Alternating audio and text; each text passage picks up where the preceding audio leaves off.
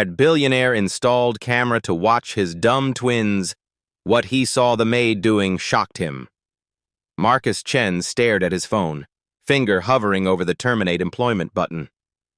For 3 weeks, he'd been gathering evidence through hidden cameras, documenting every violation. But what he was seeing right now made his blood run cold. His twin daughters, Maya and Mia, 6 years old, nonverbal, intellectually disabled, sat at the kitchen table, and they were reading. Marcus's hand trembled. That was impossible. His daughters couldn't read. Every specialist for 6 years had confirmed it. Severe cognitive delays, IQ scores below 50. They would never read, never write, never communicate beyond basic sounds.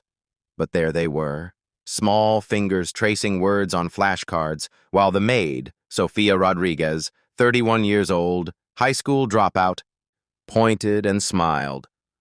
Marcus dropped the phone. It shattered on his office floor. Before we go further, hit that subscribe button. If you've ever thought someone was broken beyond repair, if you've ever given up on someone you loved, this story will change everything. 3 years ago, Marcus had everything. A tech empire, $2.3 billion from selling his company, twin daughters who seemed perfect. Then came their 3rd birthday party. A pediatric specialist pulled him aside. "Mr. Chen, your daughters aren't just behind. They're showing signs of significant intellectual disability." Marcus fired her on the spot, but over 6 months, 17 specialists confirmed it. Moderate to severe intellectual disability, nonverbal. IQ testing showed profound cognitive delays, educational prognosis, basic life skills only, academic learning unlikely. His wife Victoria handled it better. She researched therapies, but Marcus couldn't accept it. He poured money into the problem, $50,000 a month. Specialists from Switzerland, Japan, Israel, 2 years and $1.2 million. Nothing changed. Then Victoria left. Not the girls, just Marcus. "You're trying to fix them like broken code," she said, packing. "They're not broken. They're different. And you can't see them because you're too ashamed." She was right. Marcus had gone through 9 nannies in 2 years. The first quit after 1 week, said watching the girls was too depressing. The second sold photos to tabloids. The third tried unauthorized healing ceremonies. After that, Marcus installed cameras everywhere. 42 cameras throughout his Boston penthouse. He watched obsessively, looking for betrayal he knew was coming. Control was his only defense. So when Sofia Rodriguez walked through his door with just a GED and housekeeper experience, Marcus didn't see a person. He saw failure number 10. "The girls need routine," Marcus told Sofia on her first day, handing her a binder. "Every activity is documented, no deviations, no experiments, no false hope. The girls have severe cognitive limitations. They will never be normal. Your job is to keep them safe and follow the schedule." Sofia nodded quietly. "I understand, Mr. Chen. There are cameras in every room. I'll be watching." Sofia met his eyes. "Good. Then you'll see how loved they are." The first week, Sofia followed the schedule perfectly. No violations. But on day 4, Marcus noticed something during lunch break footage. Sofia sat on the floor with the twins, humming a soft melody. Maya, who usually stared blankly at walls, turned her head toward Sofia. Marcus leaned closer to his monitor. Maya crawled closer to Sofia. Then Mia did too. Both girls moved toward the sound. Sofia wrapped her arms around them, still humming, rocking gently. Marcus watched for 15 minutes. The girls stayed calm, present, engaged in a way they never were with him. He told himself it meant nothing. Week 2. Sofia started narrating everything. "Okay, Maya, I'm going to open the refrigerator now. See? Refrigerator. We're getting milk. Milk. Here's your cup. You hold it like this. It wasn't in the protocol. The speech therapist said narration was pointless. The girls didn't have cognitive capacity to map words to objects. But Marcus noticed Mia watching Sophia's mouth while she spoke. Actually watching. Tracking the movement of her lips. He deleted the correction email he'd drafted. Week 3. Sophia brought homemade flashcards from home, pictures drawn in marker with words. Marcus's jaw clenched. This was exactly what he'd warned against. His daughters couldn't learn to read. Multiple psychologists confirmed it. He grabbed his phone to fire her, but Sophia was already showing the cards. This one is Cat. Cat. See the kitty? Maya reached out and touched the dog card. Marcus's breath caught. Sophia handed it to her. Yes, dog. You like dogs? Maya held the card, stared at it, brought it close to her face. That's yours now, sweet girl. You keep it. The girls didn't speak, didn't repeat words. They just watched, touched, held the cards. Pointless, Marcus thought. But he didn't stop her. That night at 2 a.m., Marcus pulled up footage and noticed something he'd missed. Sophia never treated his daughters like they were disabled.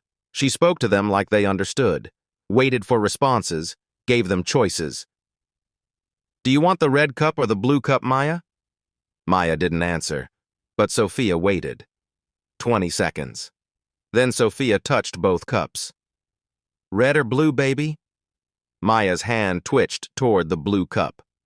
Blue! Good choice. Here you go. Marcus rewound it. Had Maya really chosen? He pulled up the next day's footage. Red cup or blue cup? Maya's hand went to red. It wasn't random. His daughter was making choices. Marcus's hands shook as he closed the laptop. Monday morning, week 3.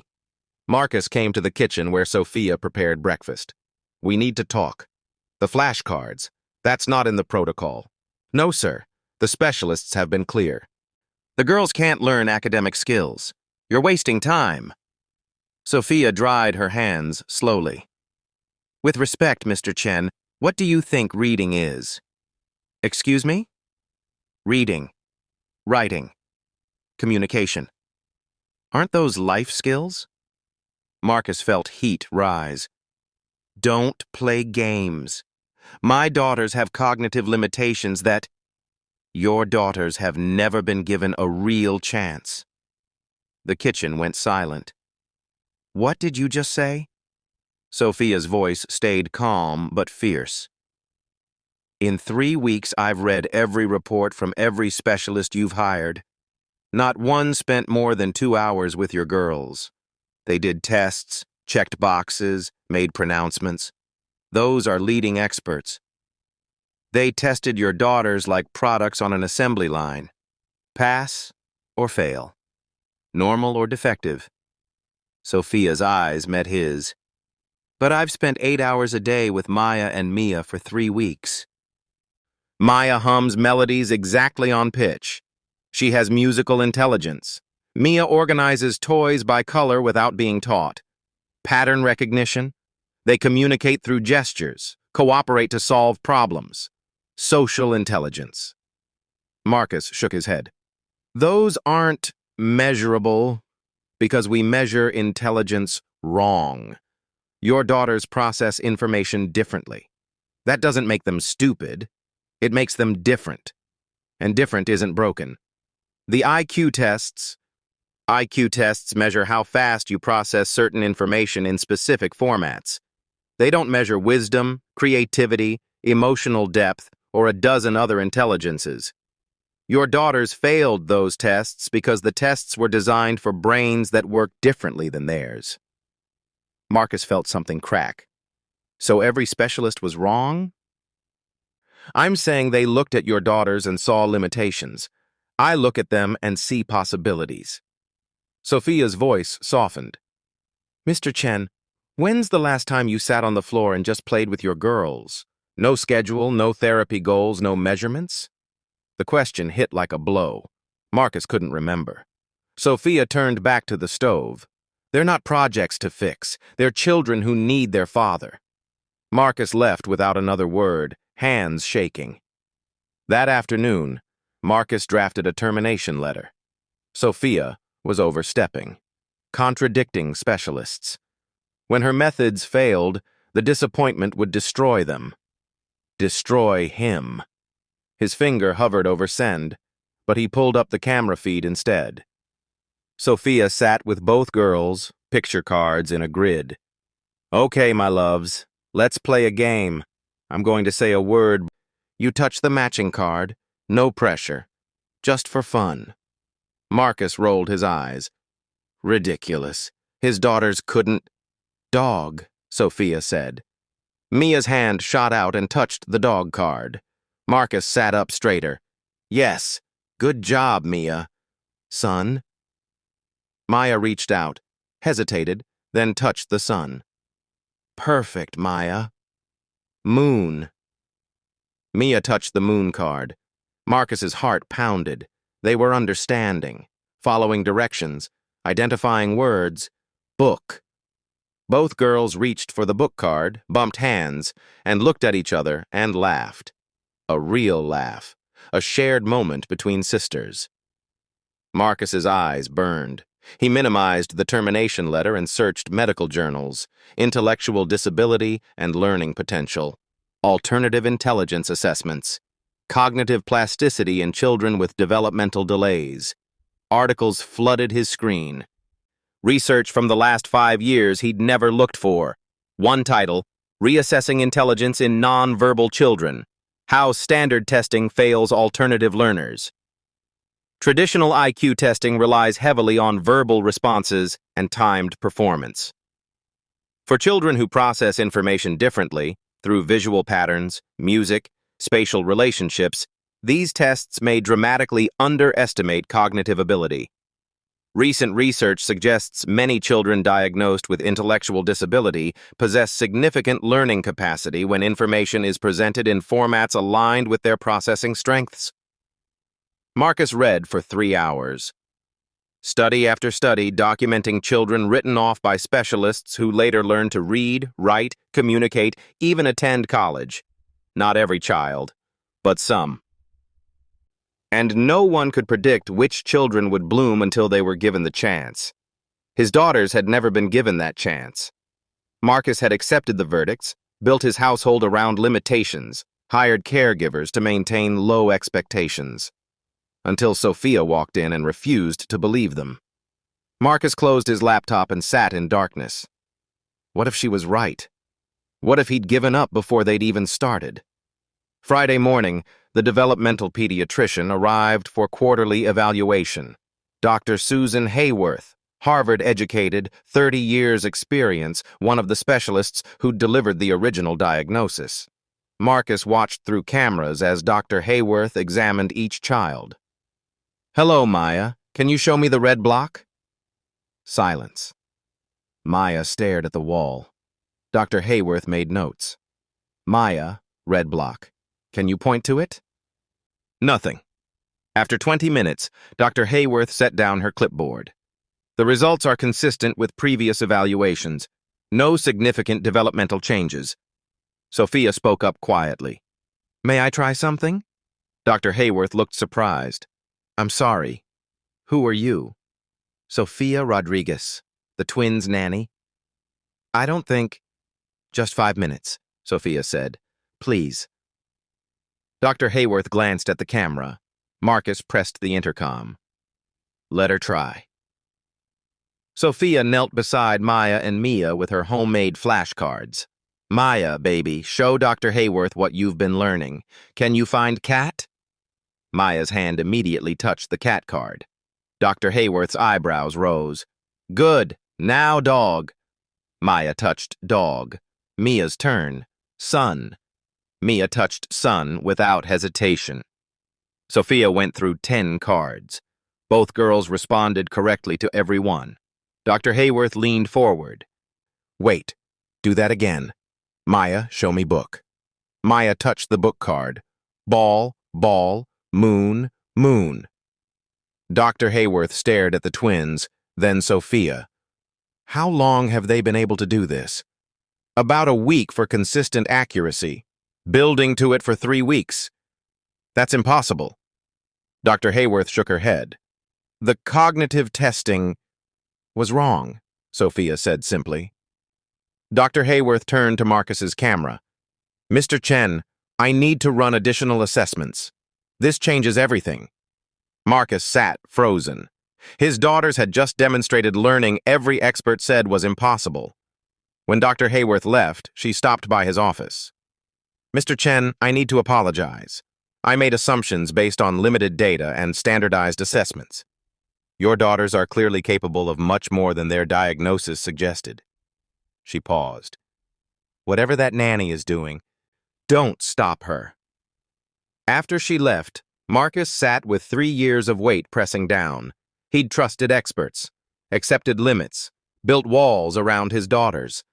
But maybe the person who understood them least was him. That weekend, Marcus stood outside the sensory room listening. Sophia read a picture book inside. The duck went to the pond. Duck. Can you say duck? Silence. That's okay. Duck. Quack, quack. Maya made a sound. Kuh. Marcus pressed closer. Yes. Kuh. Duck. You're trying, sweet girl. I'm so proud. Kuh, kuh. Duck. You're saying duck. Marcus's hand went to his mouth. That night, he watched old footage from 6 months ago. Watched himself move around his daughters like furniture. Speak over their heads to therapists. Correct nanny's attempts at engagement. Don't get them excited. Don't ask questions they can't answer. Don't expect responses. It wastes time. Marcus had built a prison of low expectations. He opened a document and typed, Things I never gave my daughters. Time without schedules. Choices. Expectations. Belief. Patience. Presence. Love without conditions. Marcus stared at that last line. He'd loved his daughters. But had he loved them, or the idea of who he wanted them to be? He walked to the twins' bedroom. 10 p.m. They were asleep. He stood in the doorway, watching them breathe. Maya in purple pajamas, Mia in pink. Both clutching stuffed animals Sophia had given them. I'm sorry, Marcus whispered. I'm so sorry I gave up on you. Monday morning, week 4. Marcus was in his home gym when his phone buzzed. Motion alert? Kitchen. It was 9:15 a.m. The girls should be in the sensory room. Marcus grabbed his phone and opened the app. Maya and Mia sat at the kitchen table. In front of each girl was paper and a thick crayon. Sophia sat between them. Okay, my loves. We've been practicing. Let's show Daddy what you can do. Marcus's heart stopped. Show Daddy? Sophia had never acknowledged the cameras before. Maya, write your name for me. You know this, just like we practiced. Marcus watched, not breathing. Maya picked up the crayon. Her small hand gripped it awkwardly, placed it on paper. Slowly, shakily, she drew a line. Then another. A curve. M. Yes, that's M. Keep going, baby.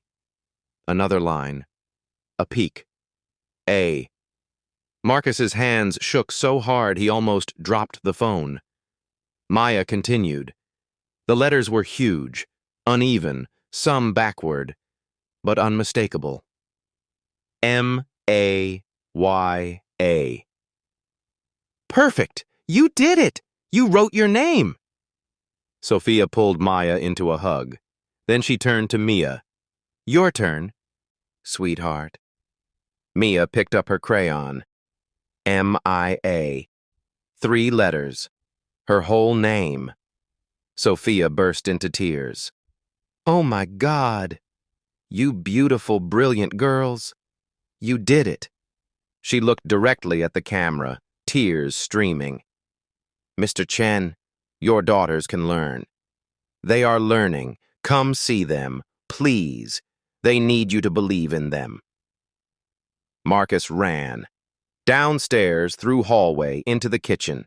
He burst through the door, panting. Sophia stood quickly. The twins looked up, crayons in hand. Marcus fell to his knees in front of their table. "You wrote your names," he breathed. "You wrote your names." He looked at the papers, at crooked letters, at proof that every specialist was wrong, that his daughters were not broken, that 3 years of limitations had been a lie. "Say my name," Marcus whispered. "Please. Mia. Say Daddy. Say anything." Silence. The hope that had flared began to crack.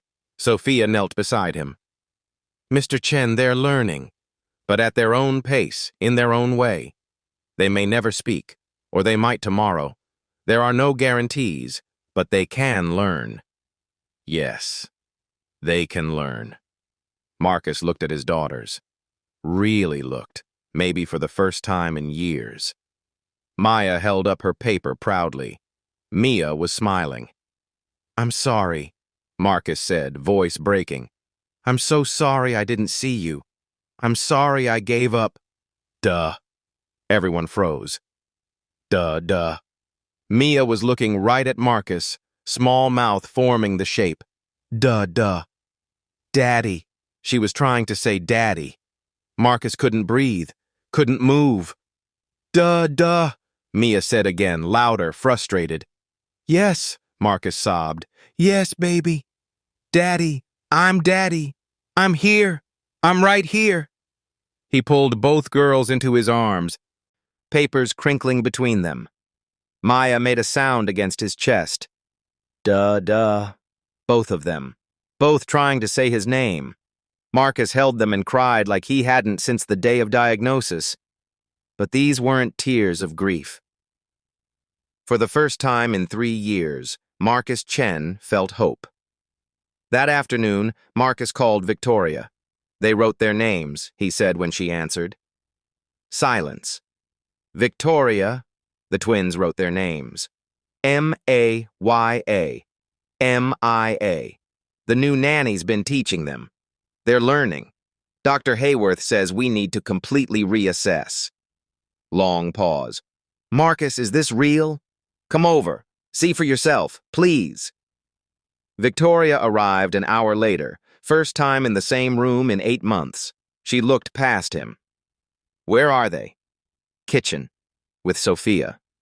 In the kitchen, Sophia worked with flashcards. "Cat," Sophia said. Both girls touched the cat card. "Dog."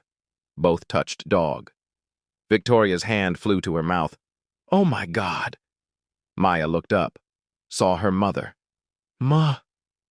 Victoria's knees buckled. Marcus caught her. Ma, Maya said, reaching out. "Mama," Victoria sobbed. "You're trying to say Mama." She rushed forward and swept both girls into her arms, crying so hard she could barely breathe. Sophia quietly moved toward the door. "Wait," Marcus said. "Don't go. Please. You're part of this family now. If you'll stay." Sophia smiled through tears. "I'm not going anywhere, Mr. Chen." Over the next months, everything changed. Marcus converted his office to a learning room, colorful and engaging. He hired specialists who understood alternative learning methods. But mostly, he did what he should have done 3 years ago. He sat on the floor with his daughters and played. No schedules, no protocols, no measurements, just presence. Marcus and Sophia created the Maya and Mia Learning Institute, a nonprofit for children with cognitive differences. They hired educators, built learning spaces in the mansion that once felt like a museum. 8 children attended the program, each told by specialists that academic learning was unlikely, each proving those specialists wrong. Not every child progressed the same. Some learned to read in months, others took years. Some became verbal, others communicated through pictures. But every child grew, developed, exceeded the limitations placed on them. Marcus documented everything. Methods, materials, breakthroughs, setbacks. funded research with universities, published papers, gave talks at conferences. The tech billionaire who built his fortune on innovation became known for something more important: rebuilding how society saw children with disabilities. 2 years after Sophia first walked through his door, Marcus gave a keynote at a national education conference. Someone asked, "Mr. Chen, what would you say to parents who just received a diagnosis of intellectual disability?" Marcus thought carefully. "I'd say that diagnosis is information, not a sentence. It tells you how your child's brain works now, not what they're capable of becoming. You'll hear the word never a lot, never read, never speak, never learn. Some predictions might be accurate, but some won't, and you won't know until you try." He paused. "Don't let fear of disappointment prevent hope. Don't let experts' limitations become your child's limitations. Find someone who sees your child's potential, and if you can't find that person, become that person."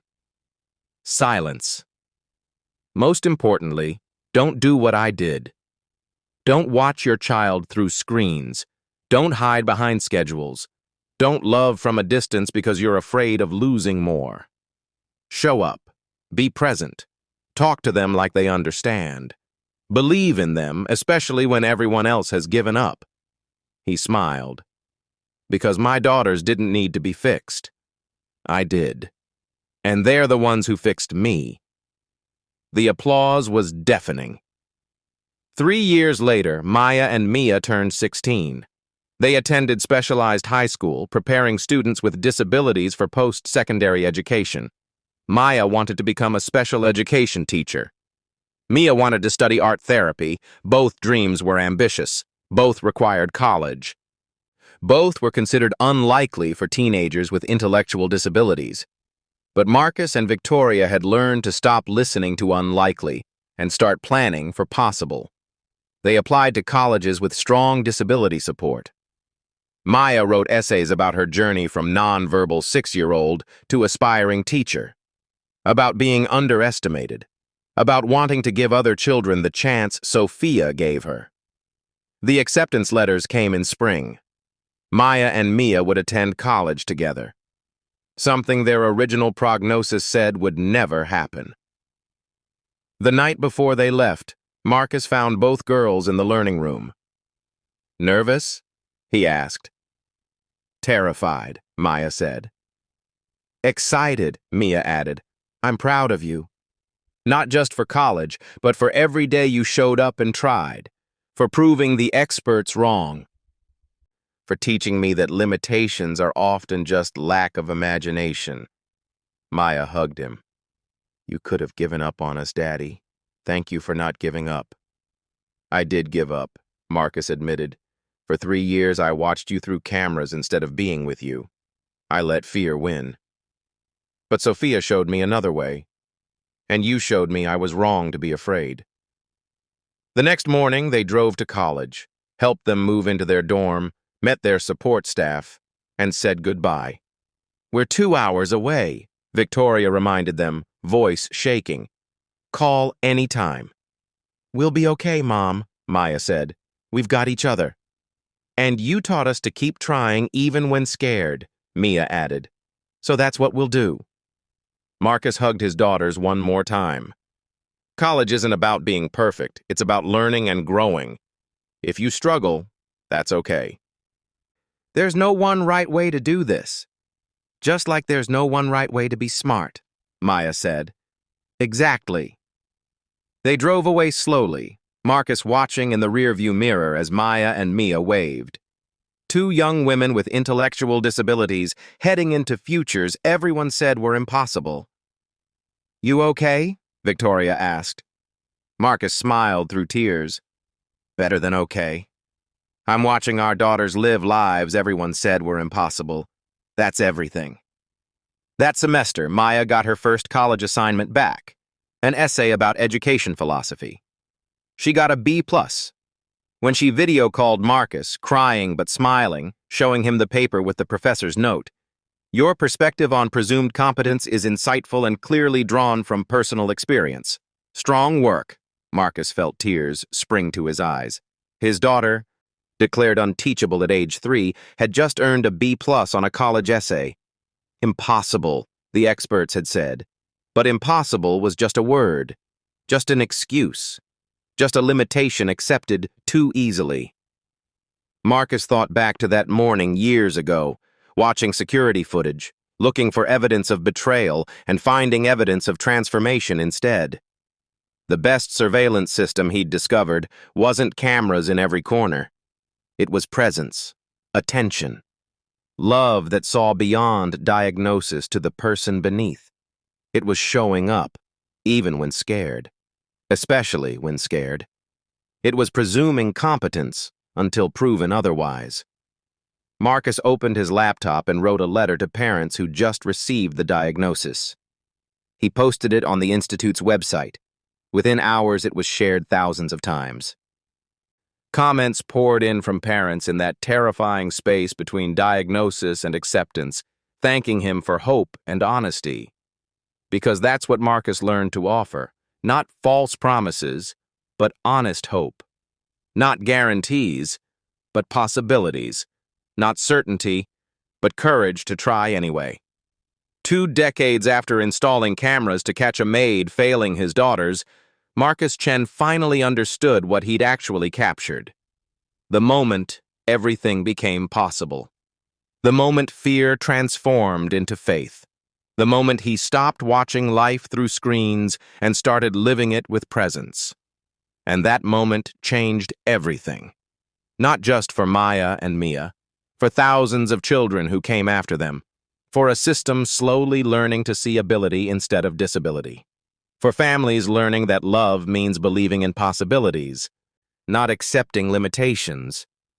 Marcus closed his laptop and smiled. The security cameras were long gone. He didn't need them anymore, because he'd finally learned to see.